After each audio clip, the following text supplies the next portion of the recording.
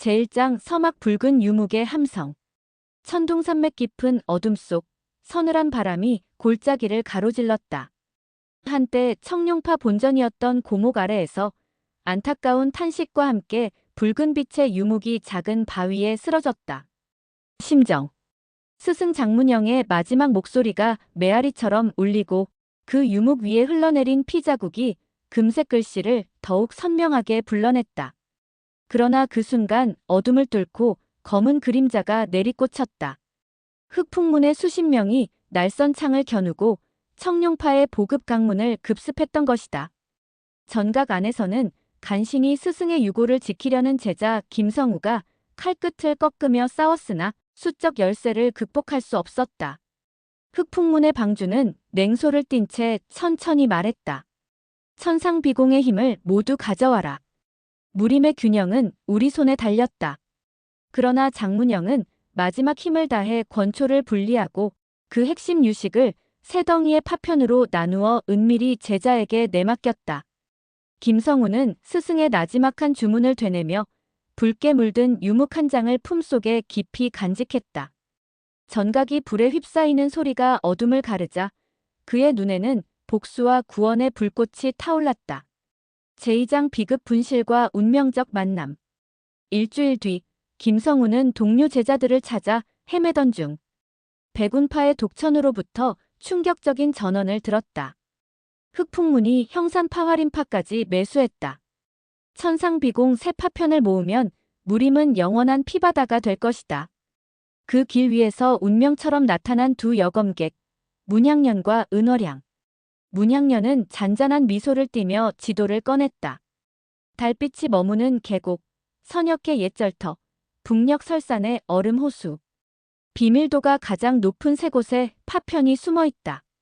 은월양은 검은 옷자락 끝에서 은침을 하나 뽑아내 보였다. 나와 함께한다면 그 힘으로 흑풍문의 음모를 막을 수 있을 겁니다. 비록 서로 다른 팔을 잃고 홀로 남은 몸이었으나 세 명의 걸음은 곧 하나로 모였다. 손을 맞잡은 순간 붉은 유목의 마지막 글귀가 마음 깊이 스며들었다. 제3장 달빛 계곡의 사투. 첫 번째 목적지, 동방의 깊은 산골짜기. 밤하늘에 드리운 구름 사이로 은은한 달빛만이 비치는 계곡 입구에 닿자 맑은 물소리가 바위 틈 사이로 흘러내렸다. 호수 위로 김액의 잔영이 부서지고 세 동지는 서로 눈빛만으로 위협을 경계했다. 흑풍문 잔당이 먼저 와 있을 것이다. 문향년이 낮게 예측하자 은월양이 독침을 손끝에 움켜쥐었다. 괴수, 달의 맹수도 각오해야 합니다. 파편을 지키는 이가 있는 법이니까요. 예상은 곧 현실이 되었다. 돌연 바위 틈에서 흑풍문 수십 명이 모습을 드러내고 일제히 칼날을 번뜩였다. 문향년이 표창을 내뿜어 선제 공격에 성공했고 은월양은 독가루가 묻은 칼끝으로 일부 잔당을 무력화시켰다.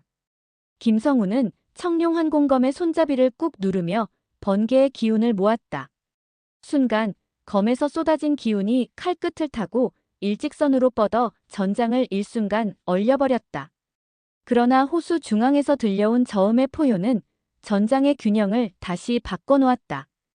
은빛 비늘을 두른 거대한 괴수달의 맹수가 물보라를 일으키며 솟아올랐다. 용처럼 날카로운 발톱과 두 개의 뿔, 그리고 달빛을 머금은 빛자락이 사방에 흩어졌다. 문향년은 표창을 세 방향으로 흩어 적의 집중력을 분산시키고 은월양은 은밀히 접근해 괴수의 눈을 향해 독침을 던졌다. 괴수가 잠시 흔들릴 때 김성우가 청룡환공검을 가로로 내리꽂으며 번개 같은 검광을 터뜨렸다. 괴수의 비늘 사이로 흐른 검기는 순간적으로 파문을 일으키며 온 구역을 뒤흔들었고 괴수는 비틀거리다가 거대한 몸체를 호수 속으로 가라앉혔다. 잔당들도 사기가 꺾여 허둥지둥 물러났다. 세 동지는 호수 가에 모여들어 얼음처럼 맑은 물속에서 은빛 파편을 꺼냈다.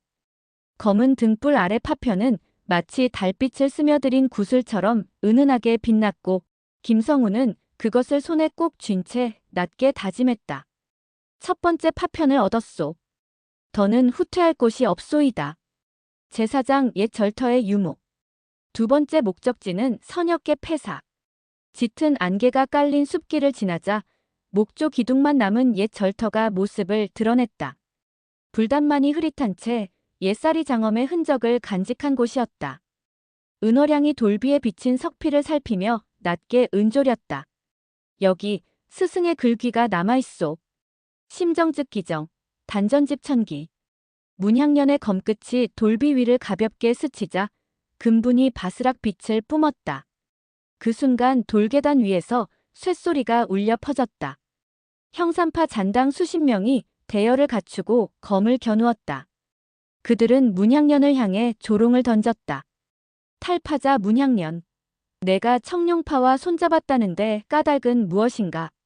문향년은 단호히 대답했다. 진정한 의를 잃은 자들이군요. 무공은 결코 복수와 증오로 이어지는 것이 아닙니다. 전투가 일순간 벌어졌다. 은어량은 독섬으로 기습을 감추고 돌비 뒤에서 며칠 쓰러뜨렸으며 문향년은 표창으로 적의 균형을 무너뜨렸다. 김성우는 돌비에 남은 유목을 떠올리며 두 손을 모아 단전에 기를 모았다. 차가운 밤 공기를 가르고 흘러나온 은은한 광채가 불단 아래를 비추었고 그것은 마치 오래된 봉인을 열듯 파편을 깨어냈다. 은빛 파편이 불단 중앙에서 얼굴을 내밀었을 때 잔당들의 맹공은 이미 사그라들었다.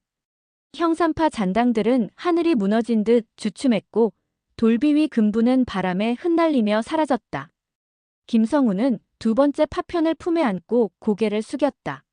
수호의 맹세가 다시금 가슴 깊이 각인되었다. 이제 마지막 여정만 남았소. 북녘설산의 얼음호수, 그곳에 모든 것이 걸려있소이다. 짙은 안개 속 절터를 떠난 새동지는 이내 하얀 바람과 싸우며 눈길을 향해 발걸음을 옮겼다. 그들의 어깨 위로 달빛이 부서지고 얼음호수에서 벌어질 최후의 운명이 서서히 모습을 드러냈다. 제오장 얼음호수의 정령전. 차디찬 눈보라가 북녘 설산 자락을 핥히며 휘몰아쳤다. 새동지는 사흘간의 혹독한 설행을 견뎌낸 끝에 얼어붙은 호수 앞에 섰다. 호수 표면은 수정처럼 투명했고 아래로 김액의 맥동이 물결처럼 일렁였다. 문향년이 낮은 목소리로 전언했다. 이곳 깊숙이 고대 얼음 정령이 봉인돼 있습니다. 마지막 파편을 여는 열쇠이지요.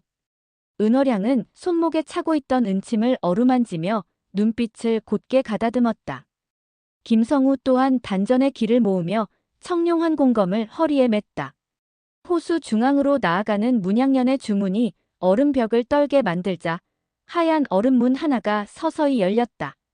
찬란한 빗줄기가 어둠을 가르고 뿜어져 나왔으나 그 이면에서 우렁찬 포효가 들려왔다. 으르르르. 순간 얼음 아래에서 기백으로 충만한 얼음용이 몸을 일으켰다. 비늘은 투명한 빈결로 덮여 있었고 그 눈은 마치 눈보라를 삼킨 듯 차가웠다.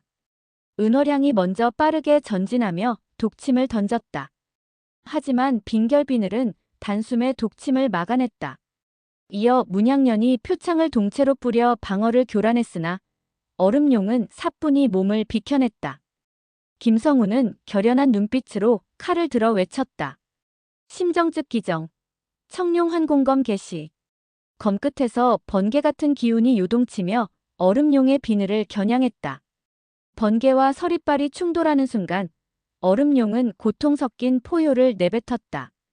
그러나 비늘은 쉽게 깨지지 않았다. 문향년과 은어량은 호흡을 맞춰 용의 양측으로 돌진했다.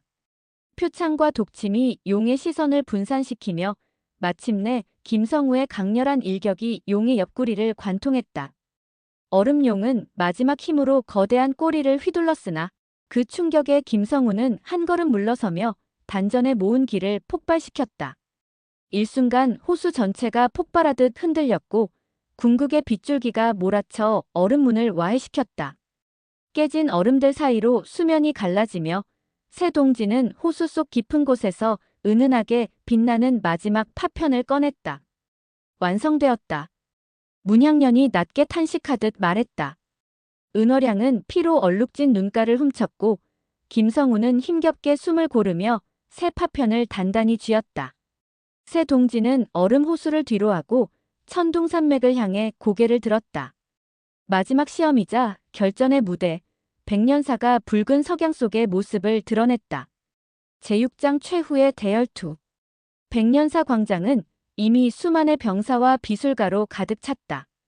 마교 잔당, 흑풍문 수와 활인파 극렬파의 연합군이 장막과 횃불을 둘러맸다. 그 중앙에는 흑풍문 방주가 새빨간 망토를 휘날리며 서 있었다. 마침내 모였군. 청룡파의 후예들아. 천상비공의 진면목을 펼쳐보라. 이에 맞서 청룡파백운파달의 맹세 망라한 연합군이 앞으로 나섰다. 문향년은 표창을 높이 들고 외쳤다. 진정한 무공이란 서로를 짓밟는 것이 아니라 공의를 세우는 것입니다. 전야의 정막을 깨고 수만의 함성이 동시에 터져나왔다. 불꽃이 밤하늘로 치솟으며 전투의 서막이 올랐다. 은어량은 어둠처럼 매서운 독화살을 연사해 적의 전열을 흐트러뜨렸으며 문향년은 표창을 휘둘러 사방의 호위대를 제압했다. 김성우는 전장의 중심으로 달려들어 새 파편을 들어올렸다. 철룡설무. 그가 파편을 하늘 높이 쳐들자 새 파편이 하나로 빛나며 찬란한 비공의 기운을 품어냈다. 거대한 백옥빛 용운이 전장을 휘감으며 적진을 관통했다. 수천의 적병이 그 기운 앞에 무너지고 비술가들이 펼치는 음흉한 독술과 화염도 한순간에 정화되었다. 흑풍문 방주는 분노에 찬 비공을 개방하며 폭주했다. 붉은 빛이 사방으로 터져나오자 땅이 갈라지고 공기는 요동쳤다. 그러나 김성우는 두려움 없이 파편 권초를 두 손으로 굳게 잡았다. 심정즉 기정. 무림의 기운을 바로잡아라. 새 파편이 폭발하듯 융합하며 순백의 광채를 발하자 흑풍문 방주를 비롯한 음모의 주동자들이 일제히 허공으로 흩어졌다. 백년사의 대문과 성벽은 와르르 무너졌고 붉은 오마는 빛으로 소멸되었다. 제7장 종막 새로운 무림 강령. 다음 날 새벽 전투의 여운이 남은 백년사터의 새 동지는 함께 서 있었다. 천둥산맥 정상 청룡대협곡을 향해 눈을 돌린 그들 뒤로 각파 대표와 무림 고수들이 하나둘 모여들었다. 김성우가 파편 권초를 허공에 들어올리며 선언했다. 무림은 더 이상 개인의 사익을 위해 분열되지 않으리니 공의만이 모두의 길잡이가 될 것입니다. 오늘 이 맹세를 천하에 새기노라. 문향년과 은어량, 백운파 독천, 형산파달의 맹세활인파 대표들이 순서대로 공의 맹세를 외쳤다. 붉은 동쪽 하늘에 떠오르는 태양이 이들을 감싸자 마치 무림 전체가 새로운 아침을 맞이하는 듯했다. 이후 김성우는 새 파편 권초를 하나로 결속하여 천상비공이 아닌 천공강령으로 개명하고 전파하기 시작했다. 문향년은 화해의 가교로서 과거의 앙금을 씻어냈으며 은어량은 약자를 지키는 새로운 수호자로 거듭났다. 무명의 영웅들은 각파의 난립을 넘어 진정한 무림의 길을 열었고 그 전설은 바람에 실려 후대에 길이 전해졌다.